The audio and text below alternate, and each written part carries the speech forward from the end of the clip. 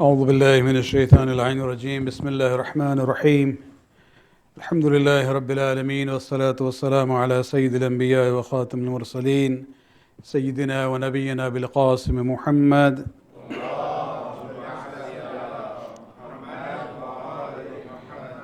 وعلى أهل بيته الطيبين الطاهرين المعصومين واللعنة الدائمة الباقية لأعدائهم من الآل إلى قيام يوم الدين. أما بعد, sisters and brothers in Iman, Salaam alaikum.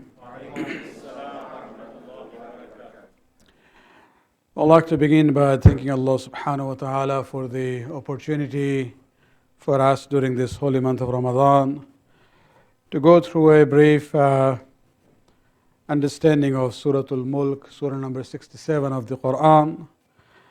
And I would like to thank especially those of you who very regularly attended.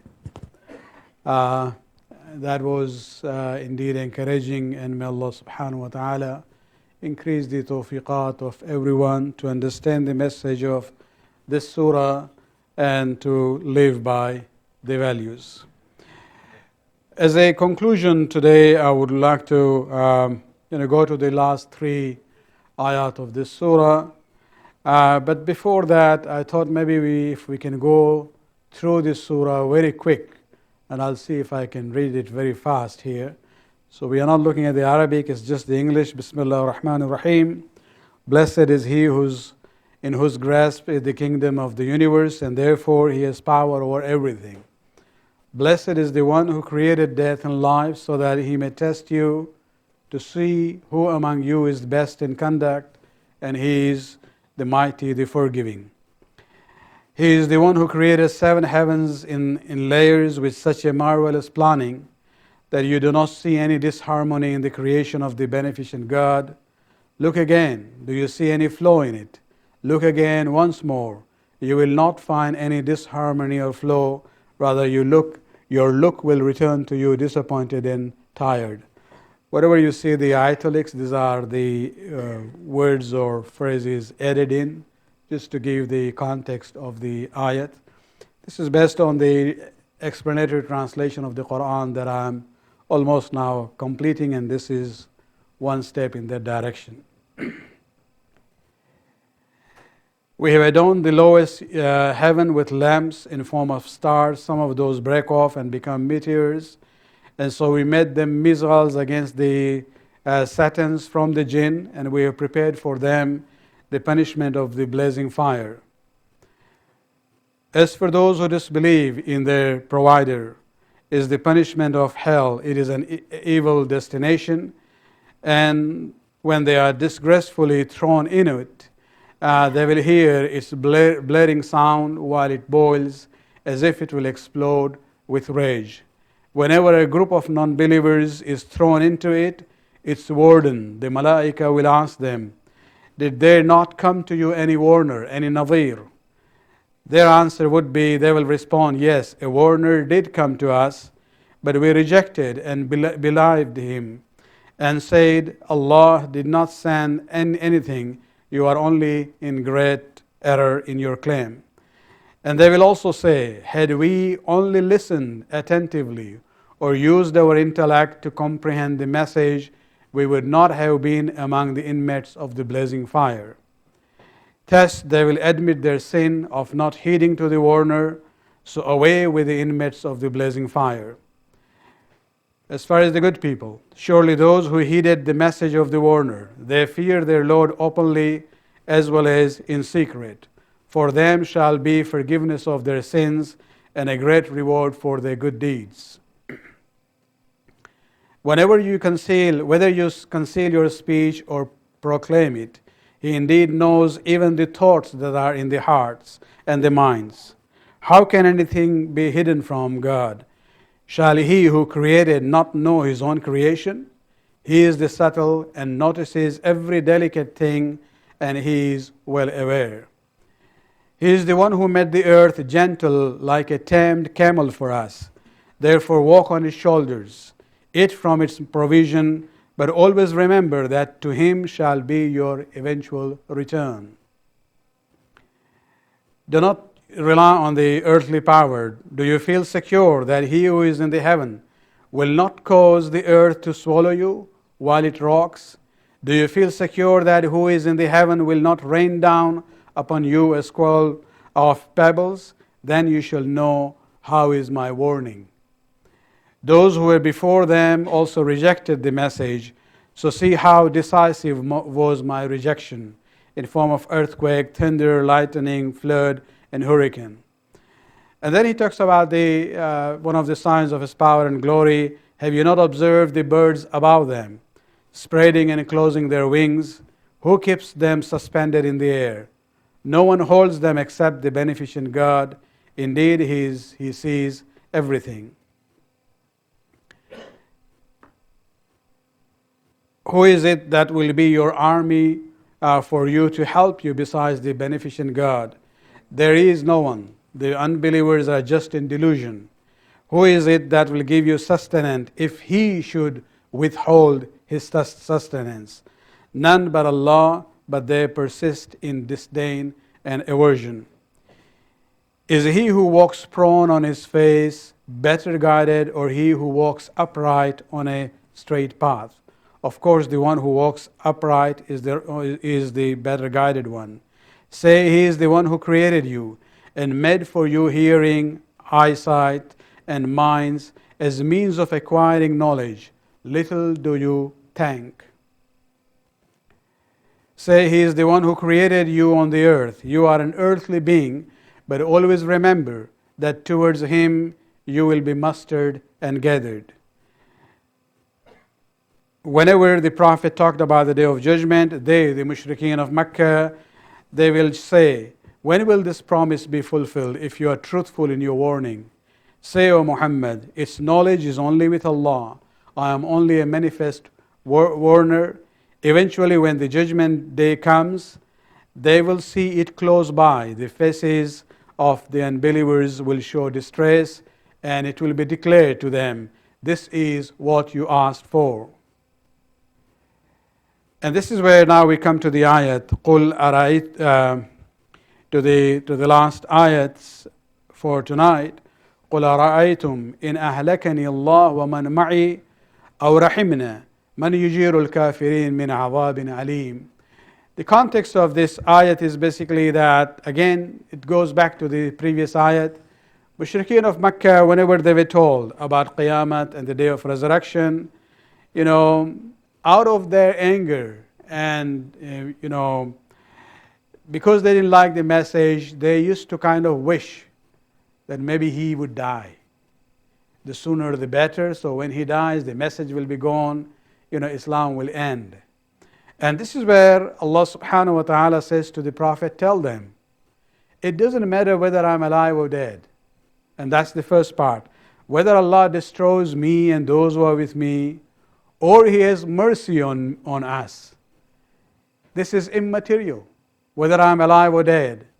Just think about yourself. Who will shelter the unbelievers from the painful punishment, whether in dunya or the akhirah? So whether I'm alive or not, whatever you wish about me, has nothing to do with what will happen to you. So that is the main issue that you have to think about, that what will happen to you if Allah decides to punish you in this dunya or in the akhirah. This is very similar to the ayat that we have, I think it's in Surah Al-Imran, if I'm not mistaken, where we are talking about the Battle of Uhud. When the Muslims actually lost the battle, they were victorious initially, but because of their disobedience, the table was turned, they were defeated. And this is the time when majority of the Muslims basically ran away from the battleground. And there Allah subhanahu wa ta'ala is talking to the Muslims.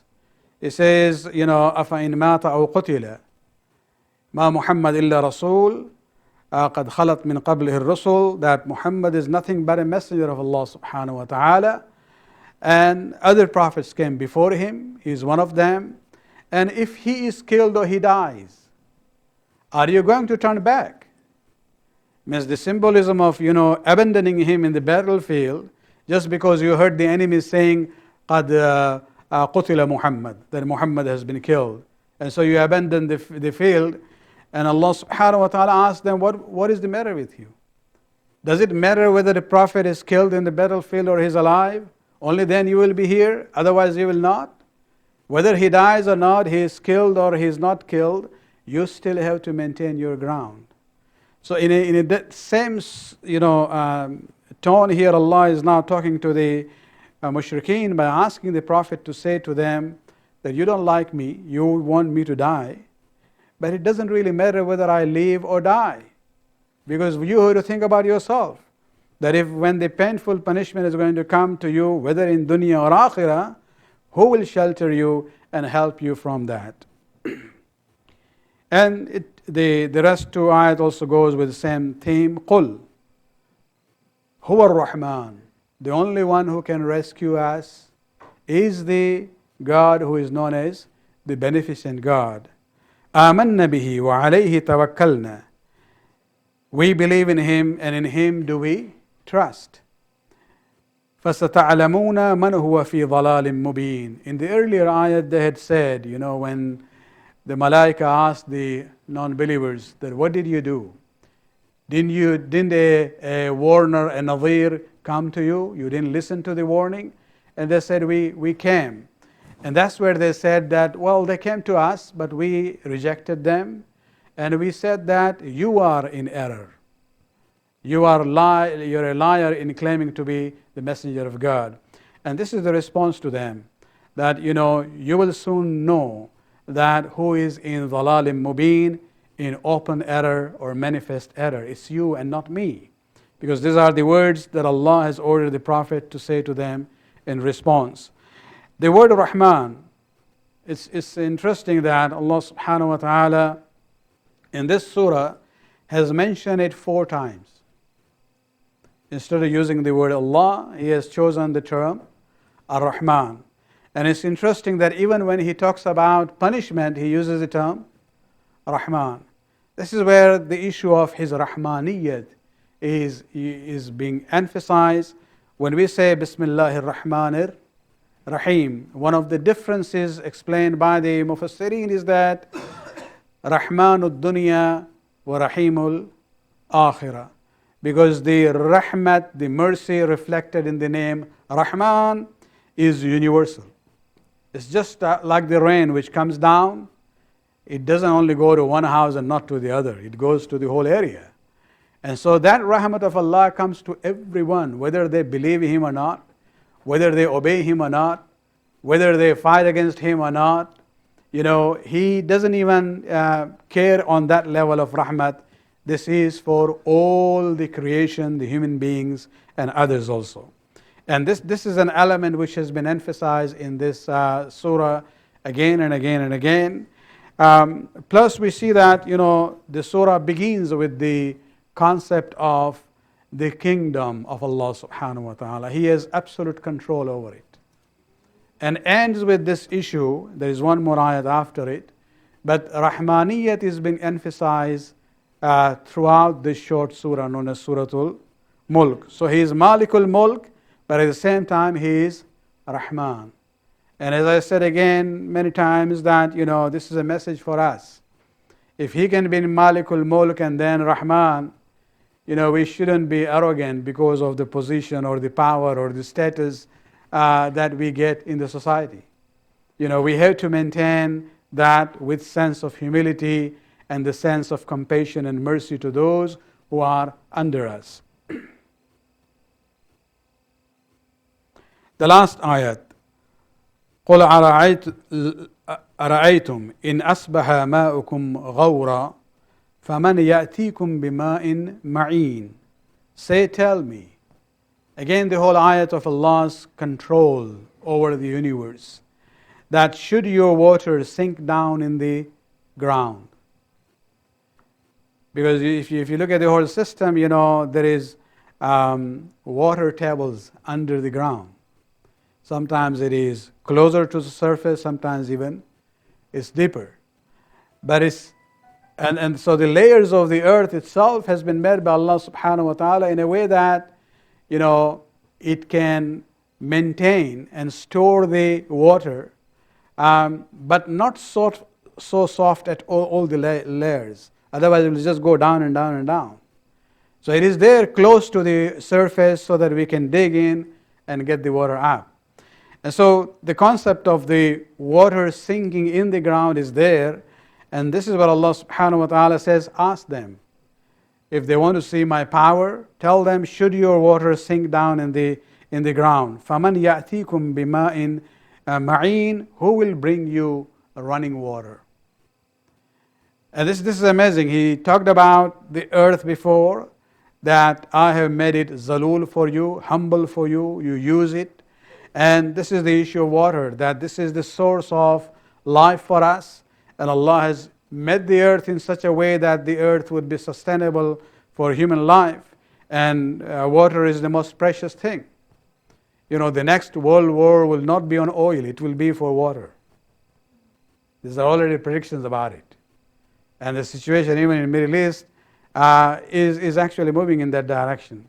And so when we talk about this issue, this is what Allah subhanahu wa ta'ala says, if the water sinks down in the ground, who is going to bring it?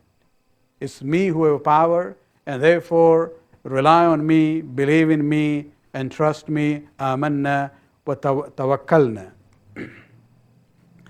Let me go back to the conversation. I think if I was asked that what was the most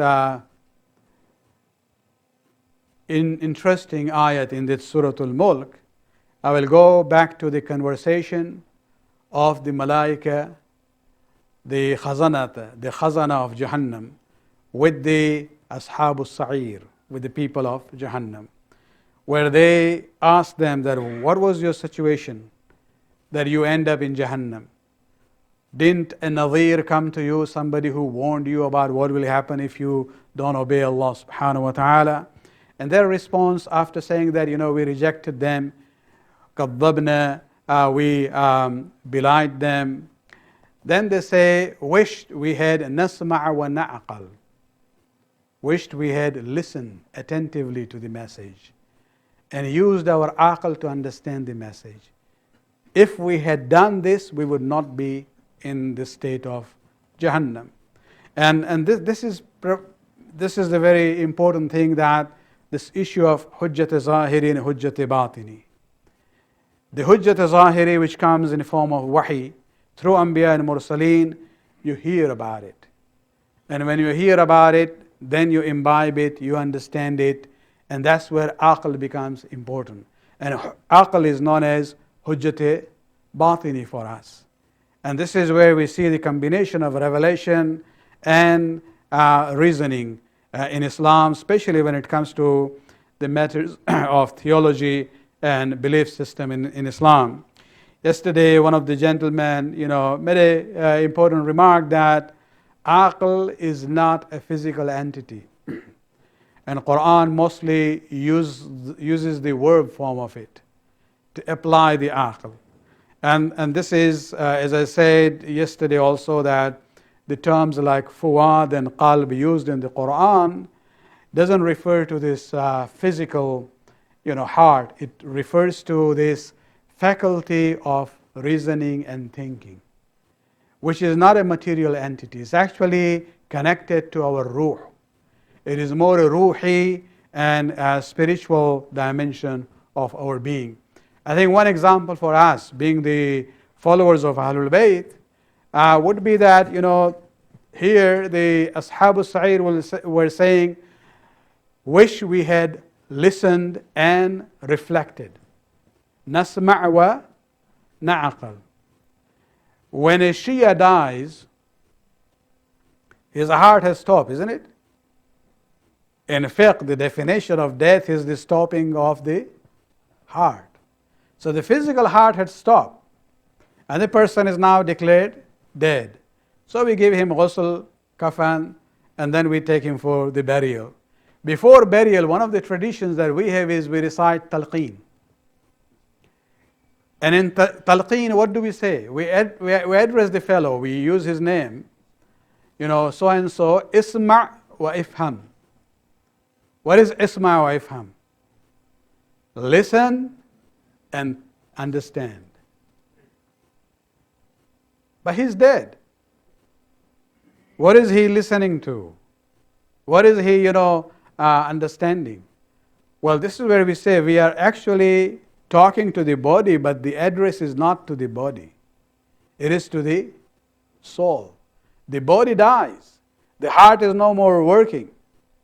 But we are talking to the soul of this individual. The soul has separated from the body, but the soul does not die. And that is the point of, a reflection and a reasoning and understanding. And so even though the person is physically dead, we still say, isma' ifham. Listen and understand. Now, although it's not that much relevant, but I talked about talqeen, let me connect that with this issue of ruh and aql, and these are all part of the same category of entities. Sometimes we get this question that, well, Maulana, this fellow was born as a Gujarati, never learned Arabic. Now that he's dead, you're speaking to him in Arabic. Isma' ifham.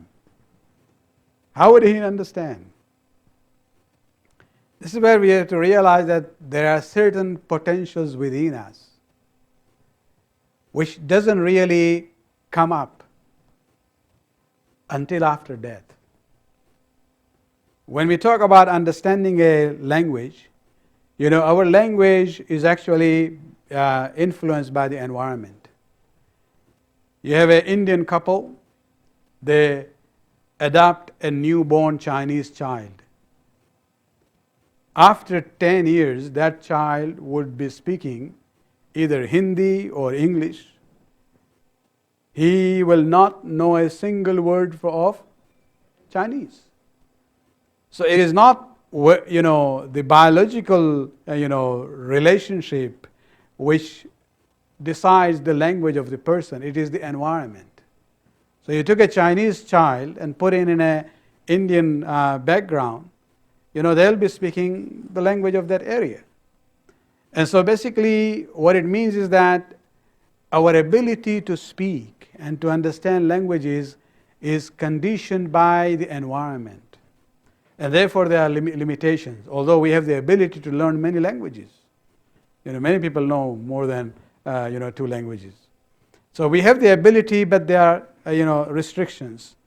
And that comes from the physical and biological limitations. When our ruh separates from the body, that limitation is gone. The potential is now there to understand the language of barzakh and the language of akhirat, which is the language of the Quran. It's just like, there are certain organs when the baby is developing in the womb of the mother, they are functioning. They are already complete, but they do not function until the child comes to this dunya. So it means that the child is complete already in the womb of the mother, has certain organs which are completely formed now, but they are not yet functional until the child comes to the dunya. So he was in another dunya before, in the womb of the mother. Had the organs, but they were not functioning until after he comes to this dunya. Similarly, we have certain capabilities, and one is this issue of understanding the language of barzakh and akhirah, which doesn't materialize here in dunya, but when we live from dunya to barzakh, it is there open, and that's why when we say isma wa ifham, even if he's a Gujarati, he will understand. If he can respond, he will say labbaik, yes, I understand and I am listening to what you are saying. May Allah subhanahu wa ta'ala give us the tawfiq to understand the message of the Quran as taught to us by the Ahlul Bayt alayhimus salam. Just one more point about the last ayat, where Allah subhanahu wa ta'ala says that, tell me, should your water sink down into the ground, who will bring you running water? This is tafsir, and that's absolutely valid and correct, what we talked about. But then there is a concept in the Shi'i tafsir of ta'wil. Ta'wil is not an arbitrary judgment or an opinion that a person can form. Ta'wil can only come from the Prophet or those who are ma'asumeen. And there is a hadith on this ayat, the 30th ayat of Suratul Mulk, about the water sinking into the ground. Who will bring it back? None but Allah subhanahu wa ta'ala. And our imams, probably it was the 8th imam, who said this is actually a ta'wil also. There is also a zahir and a batin. You know, Quran has different levels of understanding. Zahiri levels and batin levels. One of the batin levels of this ayat is where the imam says that there is actually an indication where Allah subhanahu wa ta'ala is saying to us that if Allah takes an imam and puts him into ghaybat, who can bring out? Who can bring him out? Nobody but He. Nobody knows the timing. Even the imam doesn't know the timing. We are praying for the zuhur. He is also praying for the zuhur. So all these attempts you hear about people trying to find out where is the imam in Greenland or the Bermuda Triangle, this is all going against this ayat. This ayat, basically ta'wil that we have from the ma'asumeen is that if Allah decided to keep the imam in ghaybat, occultation, who are we to try to find and pinpoint his location? It's a futile exercise. The zuhur is totally in the hands of Allah subhanahu wa ta'ala. ربنا آتنا في الدنيا حسنة وفي الآخرة حسنة وقنا عذاب النار برحمتك يا أرحم الراحمين.